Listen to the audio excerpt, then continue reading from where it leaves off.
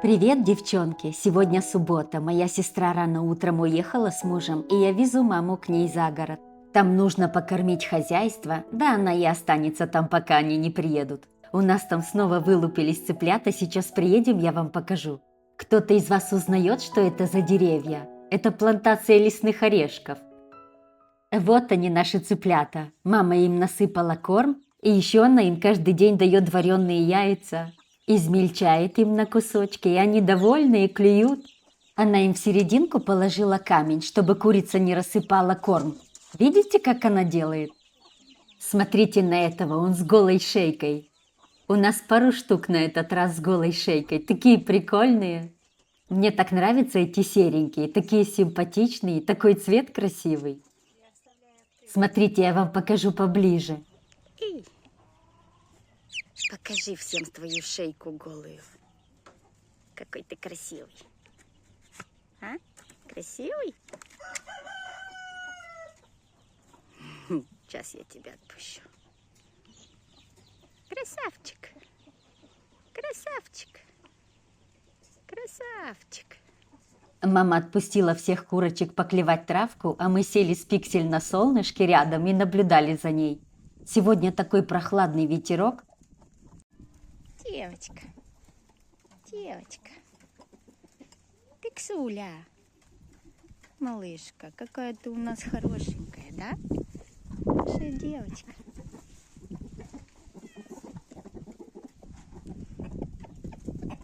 Умничка.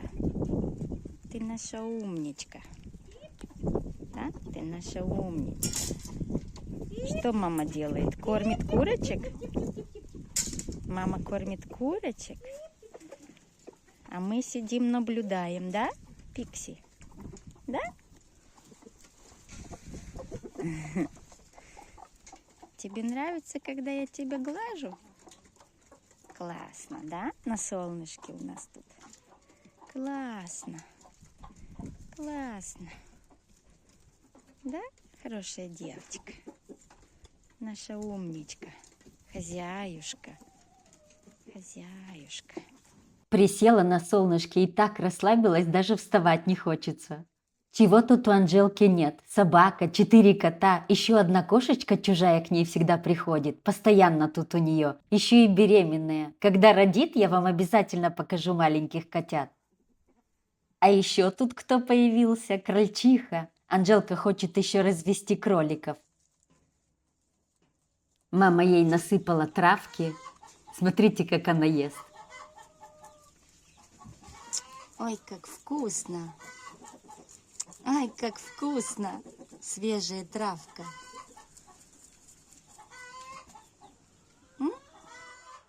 Смотрите в этой корзинке, сколько свежих яиц. Есть еще такие зеленовато-голубые у нее. Ой, они еще тепленькие. Наверное, недавно снесла курочка и нагрела их. Вот, видите, сейчас я вам покажу вот эти зеленоватые. Такой прикольный цвет. Хоть яйца не покупаем, у нас постоянно свежие яйца дома. И еще у мамы есть несколько клиентов, которые покупают у нее, хоть на корм зарабатывает. А тут кто у нас? Еще одна курочка села высиживать цыплят. Ты тоже хочешь цыплят? Да?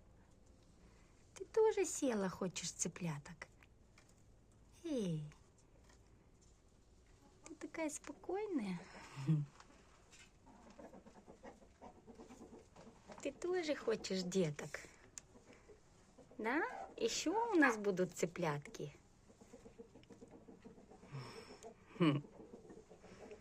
Умничка. Ты тоже хочешь быть мамой?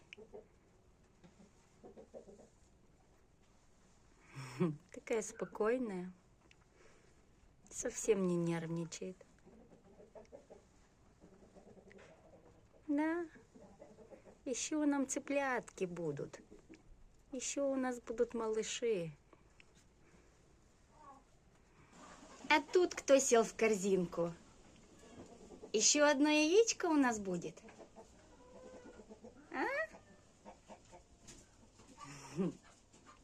Как вы видите, им здесь некогда скучать.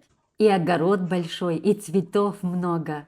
У них столько щавеля на огороде, сейчас соберу немного домой, добавлю его в салат.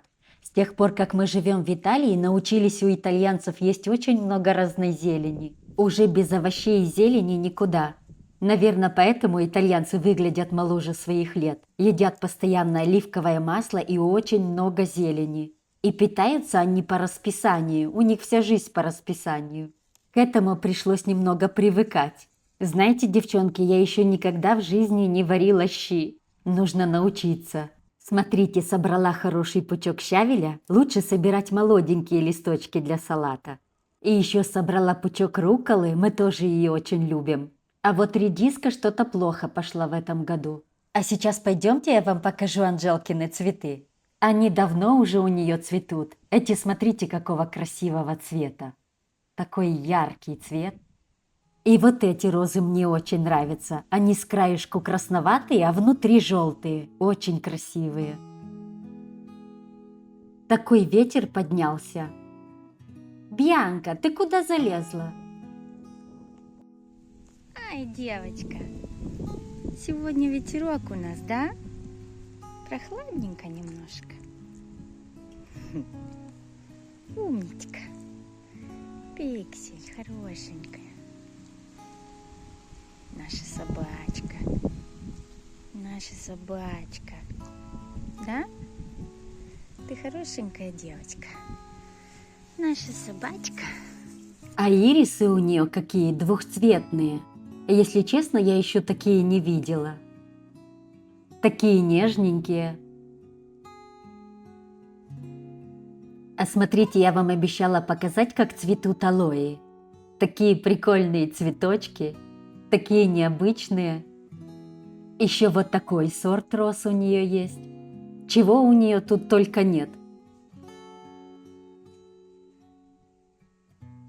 Вот такие яркие петуньи. Вот такие ромашки. А смотрите, какой у нее огромный куст опунции. И сколько у нее маленьких новых листочков. А осенью мы еще и плоды собираем. А еще в горшках у нее вот такие суккуленты. Такие симпатичные. Кто тут лежит на солнышке? Кто балдеет? Кто тут балдеет? Кто тут балдеет на солнышке? А, как хорошо! Да, как классно! Ай, как нам приятно! Как классно! Кто тут балдеет? Наша собака! Наша собачка! А кто тут еще пришел ко мне? Аречка! Аречка!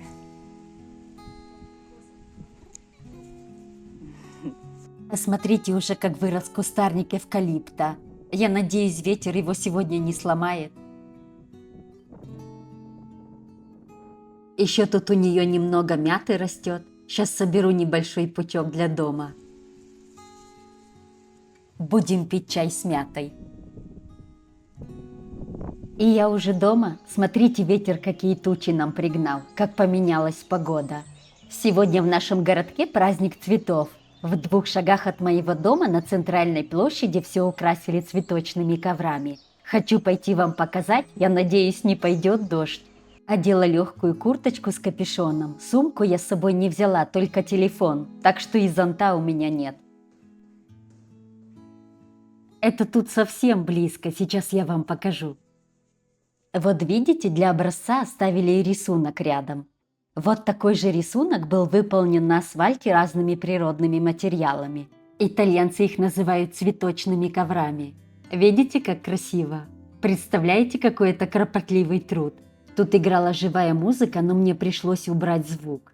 Смотрите, начал моросить дождь. Так жалко, что испортит им все. И смотрите, все это делается из природных материалов. Используют листья, семена, кору деревьев, опилки, лепестки, разные виды цветов, веточки, кофе я видела, рис используют, соль часто используют. Я не знаю, как они рассчитывают, сколько и чего им нужно и какого цвета. Смотрите, здесь они использовали зеленые веточки, красные гвоздики и здесь воздушный рис. А дальше уже лепестки разных цветов. Видите? Еще одна аппликация, это немного попроще. Эту делали школьники 2 класса. Задолго до праздника рисуют макеты на бумаге и накануне праздника переносят их на асфальт, очерчивая мелом контуры.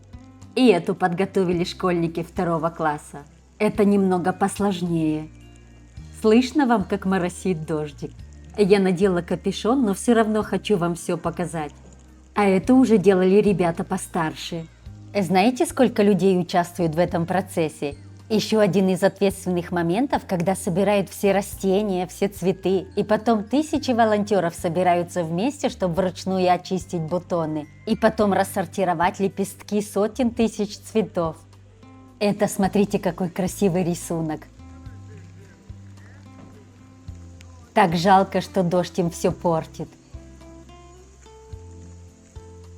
Смотрите, сколько роз было потрачено на это все. А здесь использовали крупную соль, окрасили ее в разные цвета, видите? Здесь у нас железная дорога рядышком еще. Еще эти покажу вам и побегу домой, а то я уже вся намокла.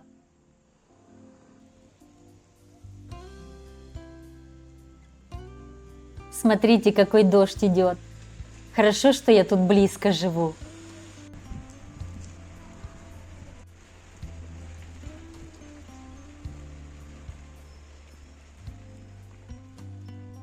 Прибежала домой, и через 5 минут и дождь закончился. Вот у нас погодка последнее время, такая переменчивая. Смотрите, какая красивая радуга. Сейчас я вам покажу, где она начинается, видите? И где она заканчивается. Видите? Красиво. Вадима вечером не было, он уехал к другу, соберутся смотреть Евровидение, а я накрыла для нас двоих по-простому, без всяких заморочек.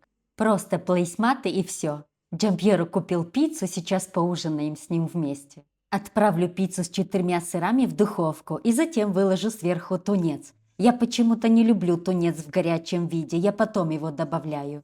Видите, как получилось аппетитненько? Пицца румяная и сверху тунец. Как будет вкусно. А Джампьеру на пиццу Маргариту выложил тунец и артишоки и отправил в духовку, он так любит. Не хватало нам тут по бокалу шампанского, и получился бы прям романтический вечер. Я шучу. А вечером я себе села смотреть Евровидение. Это был финал. Кто из вас любит смотреть Евровидение? Я его начала смотреть лет 6-7 назад, а теперь смотрю каждый год. В этом году выиграла Болгария, но, если честно, были песни, которые мне нравились больше. Мне очень понравилась Франция, Израиль, Украина, у Румынии неплохая была, у Австралии тоже была классная. И еще Финляндия неплохо себя преподнесла. Вадиму очень понравилась Молдавия, но она была больше для молодежи. Напишите мне, вам нравится смотреть Евровидение? И какая вам больше понравилась? А в воскресенье у нас было прохладно, и я решила приготовить крем-суп из нута. Сейчас я вам покажу, как я его готовлю. Нут я оставила на ночь отмачиваться. А кто хочет ускорить приготовление супа, можете использовать консервированный нут. Дальше нам понадобится крупная луковица, 3 зубчика чеснока, сельдерей и морковь. Сначала нарезаю лук. Не обязательно нарезать слишком мелко, все равно в конце мы перебьем все погружным блендером. И пока отправляю в салатник. Дальше нарезаю морковь, также нарезаю средними кусочками.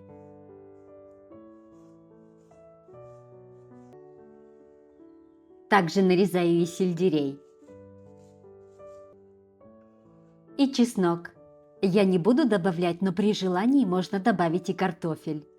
Без картофеля он получится более полезным. А теперь в кастрюлю наливаю немного растительного масла и отправляю овощи поджаривать. Поджариваю их до легкой румяности. Пока они поджариваются на медленном огне, я мелко нарежу 3 свежих помидора. Шкурку я удалила. Вместо свежих помидор вы можете использовать консервированные или томатную пасту.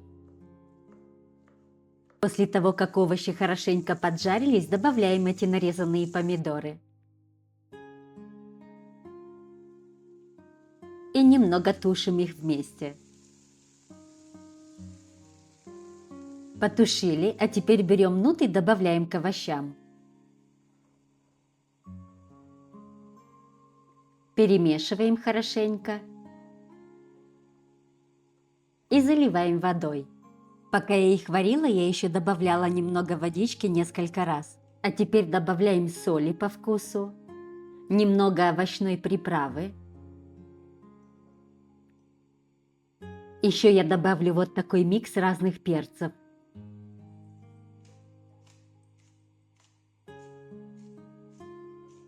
Для пикантности добавлю красного молотого перца и молотого розмарина. Итальянцы, когда готовят нут, всегда добавляют розмарин. Розмарин у нас молотый не продается, я сама его перемолола. Хорошенько все перемешиваем, накрываем крышкой, пусть варится, пока нут не станет мягким. Пока супчик варится, мы натрем кусочек пармезана. Натираем его на самой мелкой терке. Вместо сыра пармезан можете использовать пекорино, с ним даже еще вкуснее. Видите, как мелко я натерла? И еще я запекла в духовке нарезанный кубиками хлеб. Очень вкусно при подаче добавлять такие сухарики. А теперь возвращаемся к нашему супчику. Нут уже хорошенько проварился. Теперь убираю в сторону жменьку целенького нута для украшения, а остальное перебиваем погружным блендером. Если вы добавляли лавровый лист, не забудьте его вынуть на этом этапе. Вот такой консистенции должен получиться наш супчик. А теперь я люблю добавлять немного оливкового масла. Добавляю жменьку нута для красоты. И еще для красоты можете добавить веточку розмарина. И вот такой нежный крем-суп у нас получился. Полезный и очень вкусный. Я в Италии их попробовала первый раз и так полюбила их, и готовлю сейчас их из разных овощей. Я уже их готовила из тыквы, из кабачков, из краснокочанной капусты готовила, тоже было очень вкусно. А чтобы было еще вкуснее, итальянцы посыпают сверху или пармезаном, или сыром пекорино. Я люблю больше с сыром пекорино, но это уже дело вкуса. А если хотите посытнее, уже при самой подаче посыпайте сухариками. Напишите мне, кто из вас готовил подобные супчики. Это очень вкусно. Для тех, кому интересно, я вам оставлю ссылочки на подобные рецепты в описании под видео. А в воскресенье вечером была одна из моих любимых передач «Амичи». Это где ребята с сентября по май учатся петь и танцевать. Но, конечно, у них уже есть неплохая база за плечами. Девчонки, я эту передачу смотрю уже больше 20 лет. Ребята такие молодцы, такие таланты. И в мае уже в финале выигрывает один. Я столько положительных эмоций получаю смотреть, как они поют и танцуют. Я себе закрываюсь в зале, и никто меня не должен беспокоить. Я думаю, эта передача известна во многих странах, потому что часто бывают ученики из других стран. Я так была рада, когда категорию танцев и категорию песни выиграли те ребята, которые мне нравились больше всего. Но сам финал уже выиграл певец Лоренцо. Хотя я чуточку больше болела за танцора Алессио. Он так классно танцевал. Но я все равно осталась довольна этим финалом. Ребята получили престижные премии, и я очень рада за них. Представляете родителям, какая гордость?